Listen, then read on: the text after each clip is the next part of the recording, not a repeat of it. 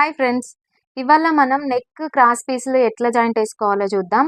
Neck cross పీస్లు అంటే మనం నార్మల్గా నెక్ కంప్లీట్ అయినాక పట్టీ వేస్తాం కదా, పైపింగ్ వాటికేమో పైపింగ్ వేసుకుంటాం, పైపింగ్ లేని వాటికేమో ఇట్లాంటి పీసెస్ జాయింట్ చేసి ఎక్కిస్తాం కదా.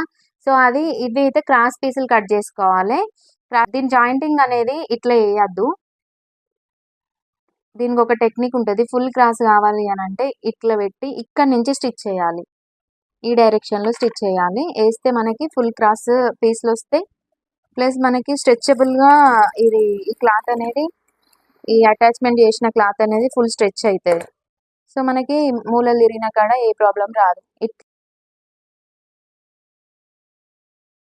తర్వాత మనం నెక్కి జాయింట్ అంటే ఎక్కించుకుంటే మనకి పర్ఫెక్ట్గా రౌండ్ నెక్కి అయితే మంచిగా నీట్గా వస్తుంది. హెమ్మింగ్ చేసుకున్నా కానీ నీట్గా కనిపిస్తుంది.